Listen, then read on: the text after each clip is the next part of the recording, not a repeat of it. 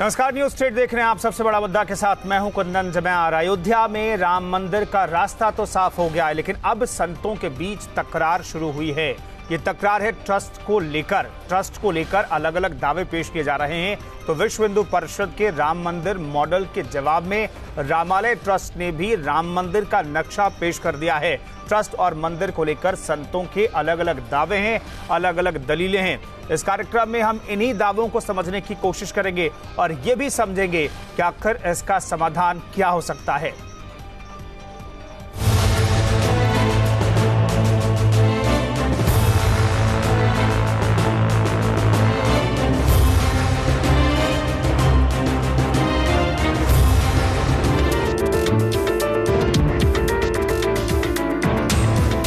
राम मंदिर पर सुप्रीम फैसला आने के बाद अब ट्रस्ट पर तकरार शुरू हो गया है। ये तकरार है ट्रस्ट में भागीदारी को लेकर। राम जन्मभूमि न्यास का साफ तौर पर कहना है कि नए ट्रस्ट की जरूरत ही नहीं है। जो अभी तक अध्यक्ष थे वही अध्यक्ष रहेंगे। अध्यक्ष कोई दूसरा नहीं होगा, कोई बदला नहीं जाएगा। मंदिर के ट्रस्ट का प्रारूप भी लगभग तैयार हो चुका है। वहीं दूसरी तरफ रामालय ट्रस्ट ने भी अपना दावा ठोका है। उनका कहना है कि अगर नया ट्रस्ट बनाया गया तो वो कोर्ट का रुख करेंगे। राम जन्मभूमि न्यास है, उसने बड़े प्रयास किए हैं, लेकिन 1993 में जब अधिग्रहण हो गया, अधिग्रहण के बाद अधिग्रहण में ये क्लाज आ गया कि आज की तारीख के बाद के ट्रस्ट को ये दी जाएगी तो पहले वाले को नहीं दी जाएगी, तो वो उनका नाम कट गया। अब रामालय न्यास एकमात्र विकल्प बचता है और रामालय न्यास में देश के सभी मूर्धन्य धर्माचार्य हैं। तो सभी मूर्धन्य धर्माचार्यों को ठुकरा करके सरकार कोई हठधर्मिता दिखाएगी तो उसको भी तो देश को जवाब देना है। शंकराचार्य स्वामी स्वरूपानंद सरस्वती ने भी मंदिर को लेकर अपनी मांग रखी है। उनका कहना है कि मंदिर का निर्माण अंकोर वाट की तर्ज पर होना चाहिए। वहीं दिगंबर अखाड़े का कहना है कि ट्रस्ट में उन लोगों को जगह मिलनी चाहिए जो कि मंदिर निर्माण में अपना योगदान दे सके। यह कार्यदायी एक संस्था के रूप है। जितने हैं वो कार्य कुशल हैं और अपने अपने शक्ति के अनुसार राम मंदिर बनाने के, राम मंदिर के विकास के लिए सब कुछ समर्पण करने वाले। एक तरफ ट्रस्ट को लेकर संतों में मतभेद है, वहीं बीजेपी की तरफ से संतों की मांग पर गौर करने की बात कही जा रही है। भारत सरकार इस मामले में सबके पक्ष को सुनते हुए एक निष्पक्षता से एक ऐसा ट्रस्ट का गठन करेगी जिसमें किसी प्रकार के विवाद की कोई गुंजाइश नहीं होगी। वहीं दूसरे राजनीतिक दलों का भी कहना है कि राम मंदिर के लिए ट्रस्ट को सोच समझकर बनाना चाहिए। कहीं न कहीं ये मामला राजनीति प्रेरित था, न कि अध्यात्म और आस्था से जुड़ा हुआ था। अगर अध्यात्म और आस्था से जुड़ा हुआ है तो लोगों को त्याग करके 10 कदम नहीं बल्कि 100 कदम आगे आना चाहिए और मंदिर निर्माण या मस्जिद के बारे में सोचा जाना चाहिए। विवाद आपसी विवाद में अब उलझ रहा है, चाहे वो मंदिर का मसला हो या 5 एकड़ जमीन की मसला हो। तो कहीं ना कहीं ये लोग राजनीतिक रोटियां सेकने वाले या तो राजनीतिक रोटियां सेकने वाले के समकक्ष बैठने वाले लोग हैं, जो लोग अब नहीं चाहते कि मंदिर और मस्जिद बने। एक तरफ ट्रस्ट को लेकर संतों में तकरार और दूसरी तरफ मंदिर के मॉडल को लेकर भी अलग अलग दावे। मंदिर का एक मॉडल वीएचपी ने तैयार किया है तो रामालय ट्रस्ट ने भी मंदिर का नक्शा तैयार किया है। शंकराचार्य स्वामी स्वरूपानंद सरस्वती ने भी अपनी मांग रख दी है। ऐसे में देखना होगा कि ट्रस्ट और मंदिर को लेकर संतों में आम सहमति बनती है या फिर कोर्ट से ही इसका निपटारा होगा। Team news state. तो राम मंदिर का रास्ता साफ हो गया, लेकिन राम मंदिर किस रूप में बने, कौन बनाए, किसे ट्रस्ट में जगह मिले, इसे लेकर के अभी संग्राम छिड़ा हुआ है। इस पर बातचीत करने के लिए तमाम मेहमान हमारे साथ जुड़ रहे हैं। विनोद बंसल, प्रवक्ता हैं वीएचपी के, वो हमारे साथ मौजूद हैं।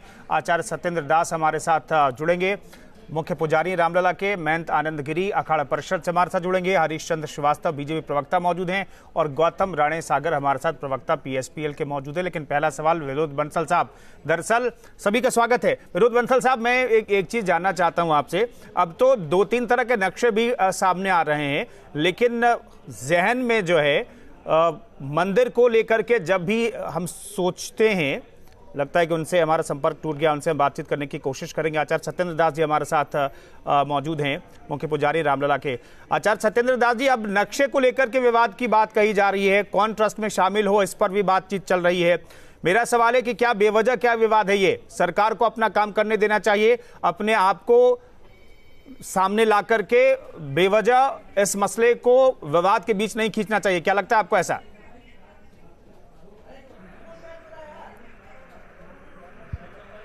हमारा कहना है कि इसलिए सबकी करियर सुना जाए सबका, और सबके विचार से देखा जाए, सबके नक्शे देखे जाए, लेकिन निश्चय जो करना है वो जो ट्रस्ट बनेगा उसको करना है। कैसे इस प्रकार का बने जिसमें किसी प्रकार का कोई भी ऐसी गुंजाइश न हो जो लोग कहें कि हमारी बात नहीं सुनी गई, हमारी बात नहीं सुनी गई। तो ऐसी स्थिति में यह जो तकरार किसी प्रकार का है, मैं तो यही कहता हूँ कि तकरार छोड़िए। जिस प्रकार से हाई कोर्ट, सुप्रीम कोर्ट ने जिम्मेदारी केंद्र सरकार को दिया है, तो उसी प्रकार से उनके प्रस्ताव, उनके जो ट्रस्ट बन रहा है उसमें कौन लोग हैं और किस प्रकार के लोग हैं, उसके बाद में जो अपनी बात कर रहे हैं कहना चाहिए, सबको अपनी अपनी दलील देना चाहिए। सत्येंद्र दास जी, मैं रोक रहा हूँ, एक चीज आपसे फिर से जानना चाहता हूँ बात चल रही है। आचार्य सत्येंद्र दास जी, मैं एक चीज जानना चाहता हूँ। आप कह रहे हैं कि भाई पूरी तरीके से फैसला जो है केंद्र सरकार पर छोड़ देना चाहिए कि ट्रस्ट में कौन होगा और किस नक्शे पर काम होगा। हालांकि जो नक्शा हम 1989 से देखते आ रहे हैं, जिसकी कई घरों में पूजा भी हो रही है, जिसका 50% ज्यादा काम भी हो गया है, उस नक्शे के तरफ भी कई नक्शा आ रहा है। तो सब कुछ केंद्र सरकार पर छोड़ देना चाहिए, आप ये कह रहे हैं, बेवजह का विवाद नहीं खड़ा करना चाहिए।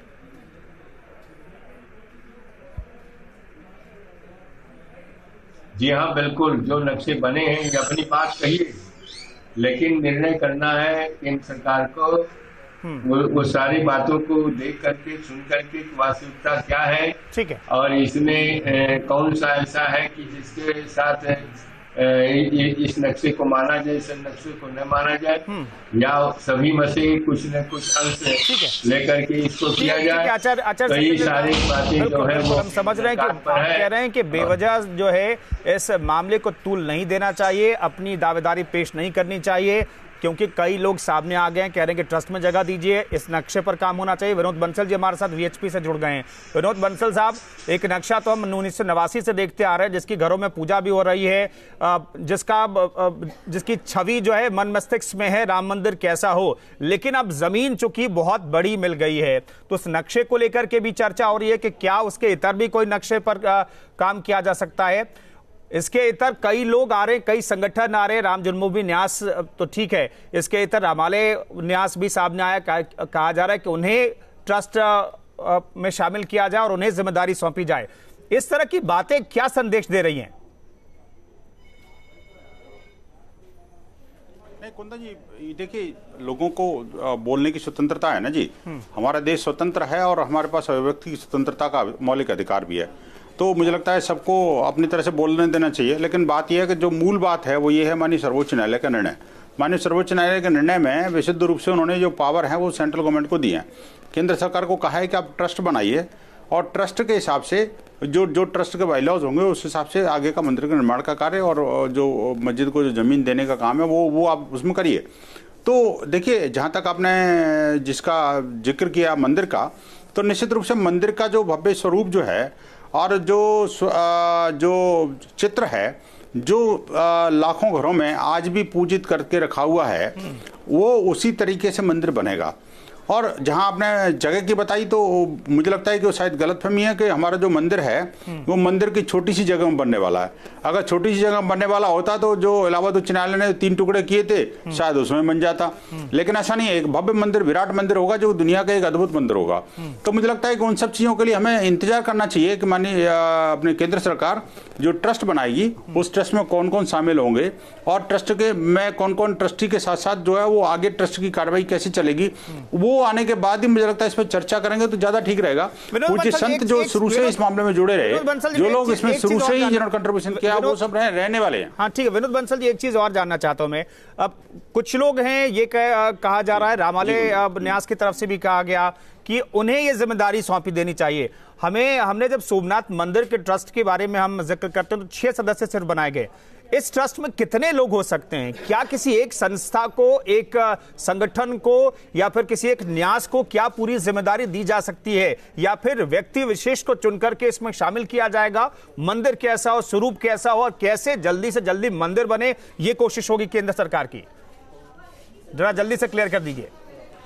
नहीं देखिए, इसमें कुछ भी कहना अभी कुछ मुझे लगता है इस बारे में कुछ कहना जल्दबाजी होगी कुंदन जी। केंद्र सरकार को एक खाका बनाने दीजिए, एक बार ट्रस्ट बन जाए, उसमें पता लग जाएगा आपको कौन कौन लोग शामिल हो रहे हैं, किस तरह से मंदिर बनना है, क्या प्रक्रिया चलने वाली है, सारी। लेकिन हमारा पूरा विश्वास है कि जो पूज्य संत और जो लोग उसमें जुड़े रहे, जो स्ट्रक्चर मंदिर का बनाया गया, जिन से पूजित शिलाओं से जो लाखों घरों से पूजित शिलाएं आई थी, वो पूजित शिलाओं का प्रयोग करते हुए एक ऐसा भव्य मंदिर बनेगा, दुनिया का अद्भुत मंदिर होगा, जिसमें ना ईंट होगी, ना रोड़ी होगी, ना बदरपुर होगा, ना सरिया होगा, ना सीमेंट होगा, और लाखों हजारों वर्षों तक जो है वो मंदिर खड़ा रहेगा।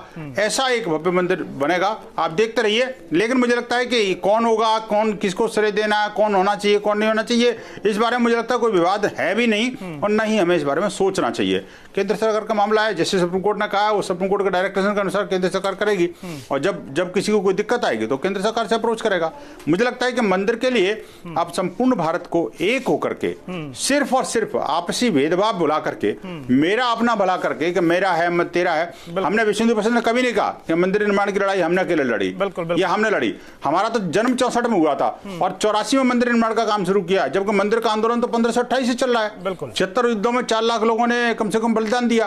तो ये तो संपूर्ण हिंदू समाज का काम है, और अभी भी पूरा भारत मिलकर के मंदिर बनेगा, क्योंकि वो मंदिर और मस्जिद की लड़ाई नहीं है, वो राष्ट्रीयता का मुद्दा है। बिल्कुल, बंसल जी सीधे तौर पर कह रहे हैं वीएचपी की तरफ से कि भाई पूरे राष्ट्र को, सभी को एक होकर के मंदिर निर्माण में योगदान देना चाहिए। महंत आनंद गिरी जी हमारे साथ जुड़ गए हैं अखाड़ा परिषद की तरफ से। महंत आनंद गिरी जी, क्या ऐसा लग रहा है कि तमाम साधु संत, संगठन, न्यास, ट्रस्ट जो भी हैं, वो एक होकर के कह रहे हैं कि ठीक है, पहले केंद्र सरकार को फैसला करने दीजिए, हम योगदान देंगे?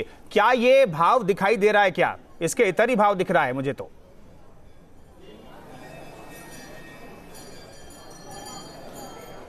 नमस्कार। सबसे पहले आपको आज पत्रकारिता दिवस है, उसकी बहुत सारी शुभकामनाएं। शुक्रिया। हमारे संविधान का चौथा स्तंभ है और आज पूरे विश्व में हमारे भारत की पत्रकारिता का लोहा पूरी दुनिया मान रही है।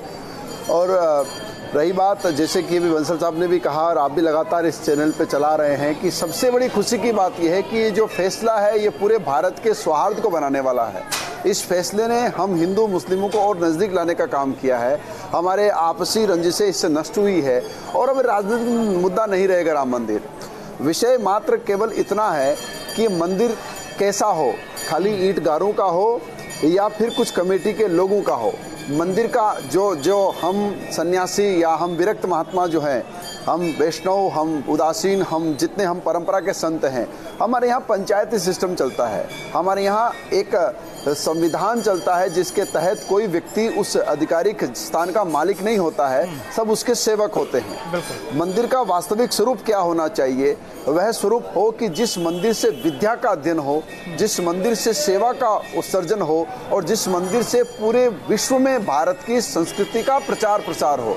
आज मैं अपने आप में लगभग 30 देशों की यात्रा प्रतिवर्ष करता हूँ। दुनिया के लोग मांग कर रहे हैं कि हमें ऐसा व्यक्ति चाहिए जो थाई में, स्पेनिश में और चाइनीज में, जापानीज में, अन्य भाषाओं में हमें वेद की परिपाटी, योग की शिक्षा को सिखा सके। हमारे पास ये मंदिर एक ऐसा सुंदर उदाहरण होगा जिसके माध्यम से हमारे चारों पीठों के शंकराचार्य, जैसे हमारे पूज्य गुरुदेव भगवान ने कहा कि चारों पीठों के शंकराचार्य संवैधानिक इस मंदिर की कमेटी का हिस्सा बने, अन्य धर्म के लोगों को इसमें न जोड़ा जाए, क्योंकि ये सिर्फ और सिर्फ केवल और केवल हिंदू धर्म की आस्था का विषय है। इसलिए इसे केवल और केवल हिंदुत्व से ही जोड़ करके देखा जाए, सभी धर्मों का सम्मान किया जाए, सभी धर्मों का अपना आदर है। लेकिन जब मुझे नहीं पता है कि ईद के कितने प्रकार होते हैं, मुझे नहीं पता रमजान के कितने प्रकार होते हैं, और मुझे नहीं लगता कि मैं उसमें अच्छी भूमिका निभा पाऊंगा। ठीक है। दूसरी बात, उस ग्रस्त व्यक्ति को जोड़ने से भी समस्या हो सकती है। बाहरी लोग जो अखाड़ा परिषद की जो सोच है, आनंद गिरी जी आप कह रहे हैं अखाड़ा पूरी कर लूं अपनी। एक मिनट मैं अपनी बात पूरी करूं। जी जी।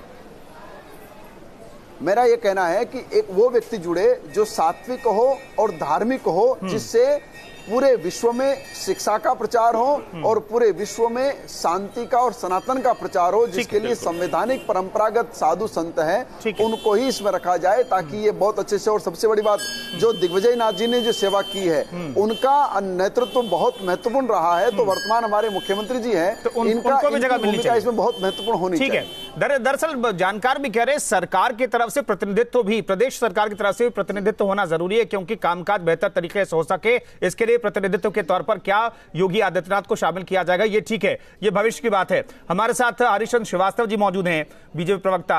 हरिशचंद्र श्रीवास्तव जी, क्या धर्म संकट है केंद्र सरकार के पास, गृह मंत्रालय के पास के सामने? मेरा सवाल इसलिए क्योंकि बहुत सारे संगठन हैं, बहुत सारे महात्मा हैं, बहुत सारे लोग हैं जिन्होंने योगदान दिया है राम मंदिर की लड़ाई में। सभी को समावेश कर पाना क्या धर्म संकट जैसा है क्या बीजेपी के लिए और बीजेपी की केंद्र की सरकार के लिए?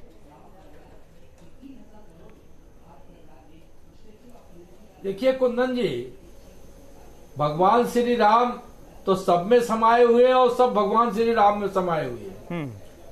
वो तो भारत की अस्मिता है। तो माननीय उच्चतम न्यायालय का जो दिशा निर्देश है, उसके अनुरूप केंद्र सरकार उसके प्रारूप को तैयार कर रहा है। वो प्रारूप तैयार हो जाएगा, तैयार होकर के सबके सामने आएगा।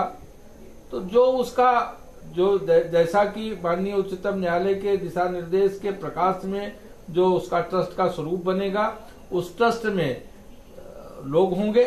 और ये तो राम का काज है, सभी संतों की व्यग्रता हो सकती है कि राम काज में लगे, लेकिन जो ट्रस्ट का स्वरूप बनेगा और उसमें जो जो लोग प्रतिनिधि होंगे वो उसकी जिम्मेदारी देखेंगे और कहीं किसी तरह का कोई विवाद देखने में नहीं आएगा। जैसे आपने देखा कि जिस दिन 9 नवंबर को फैसला आया तो किसी तरह का कहीं कोई विवाद नहीं हुआ। उसी तरह से जब वो ट्रस्ट का स्वरूप भी सामने आएगा तो सबके सामने उस भव्य राम मंदिर के निर्माण को लेकर के सब अपना अपना सहयोग करेंगे और जिसकी जो भूमिका उसमें तय होगी ट्रस्ट में, वो उस भूमिका को देखेगा।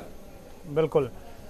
गौतम राणे सागर साहब, ये विवाद की स्थिति क्यों दिखाई दे रही है? अब ऐतिहासिक फैसला आ चुका है, अब तो थोड़ा इंतजार कीजिए, क्योंकि सुप्रीम कोर्ट भी जानता है, इसलिए सुप्रीम कोर्ट ने 3 महीने का वक्त दिया मस्जिद को भूमि देने के लिए भी और 3 महीने का ही वक्त दिया ट्रस्ट बना करके मंदिर के काम को आगे बढ़ाने के लिए भी। 3 महीना का बहुत कम वक्त है उस हिसाब से देखे तो। क्यों इतने उतावले हो रहे हैं लोग? कुंदन जी, इस बात को समझने के लिए महाभारत के एक प्रकरण को समझना होगा। जब धृतराष्ट्र ने विदुर को बुलाया, बड़े ही असमंजस की स्थिति में थे, तो विदुर को बुलाया और उन्होंने कहा, विदुर कुछ धर्म की बात मुझे बताओ। तो विदुर ने बड़े स्पष्ट शब्दों में कहा, ऐश्वर्य मद पापिष्ठा मदा पानम दादय है, ऐश्वर्य मद मत्तो ही नाप तित्वा विबुद्धते। वैसे तो कोई भी लत बुरी चीज है, लेकिन अगर किसी को ऐश्वर्य का लत लग जाए तो उससे ज्यादा बुरी चीज कोई नहीं हो सकती, और आज इसके अलावा कुछ हो नहीं सकता इसमें।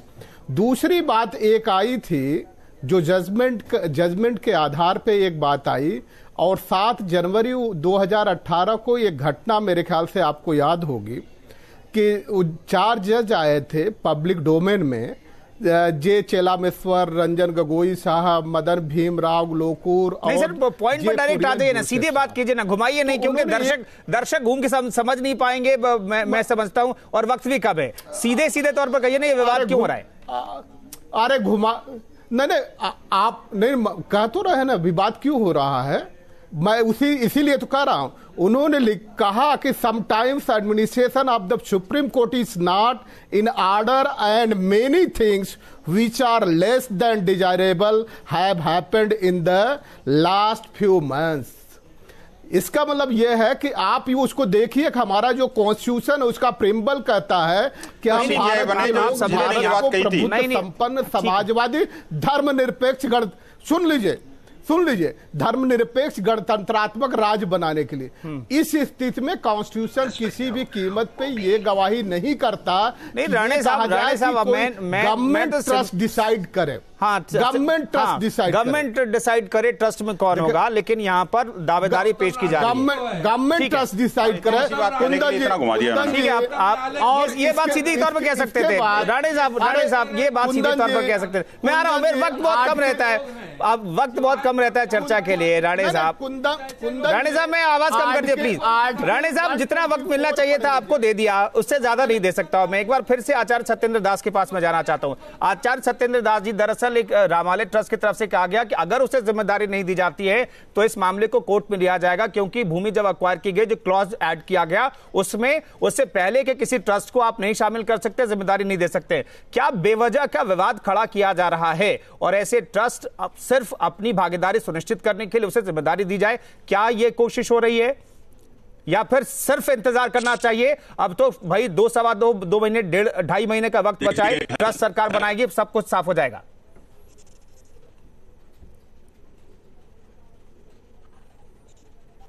नहीं करना चाहिए और इस प्रकार की बातें नहीं करना चाहिए कि कौन आया कौन पहले गया।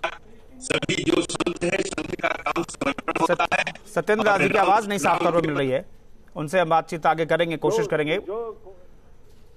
जी आवाज क्लियर आ रही है, बोलिए।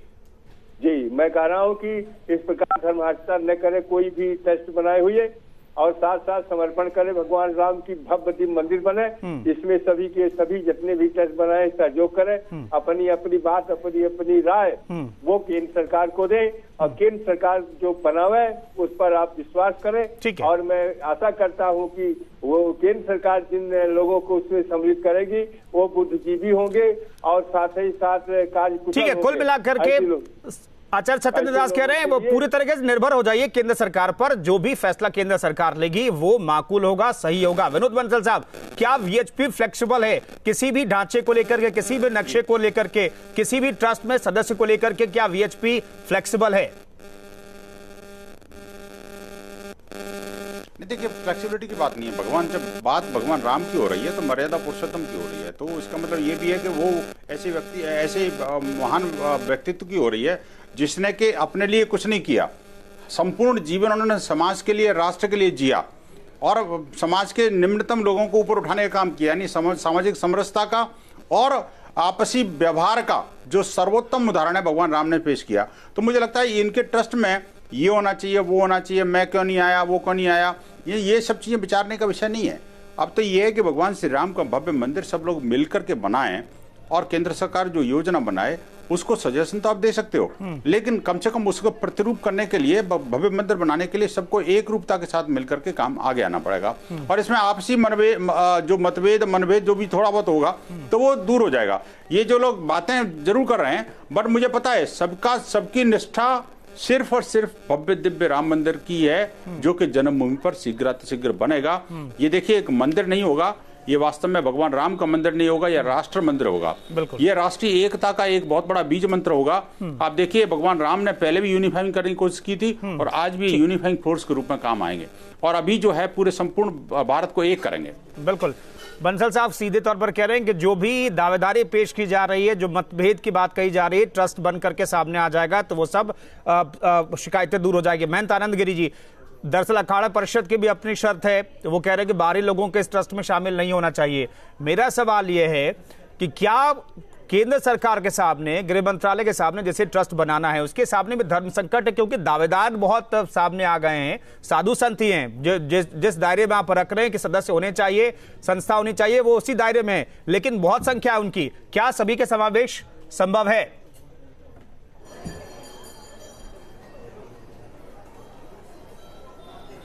देखिए, अब कोई दावेदारी नहीं है और कोई धर्म संकट नहीं है। महात्माओं के यहाँ बहुत अनुशासन होता है।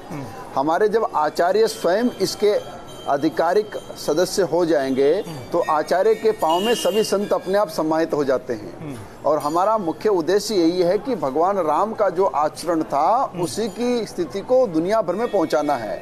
यहाँ कोई दावेदारी की बात ही नहीं है और केंद्र सरकार पर पूरा भरोसा है और हमारे योगी जी पे हमको बहुत भरोसा है कि वो निश्चित तौर पर ऐसा फैसला नहीं करेंगे जिससे न केवल मंदिर का एक बूथ खड़ा होगा। मैं रोक रहा हूँ, मेरे पास वक्त चर्चा के लिए इतना ही था, इसीलिए मैं तमाम लोगों से गुजारिश कर रहा था, आग्रह कर रहा था कि छोटे छोटे सेंटेंस में जवाब दें।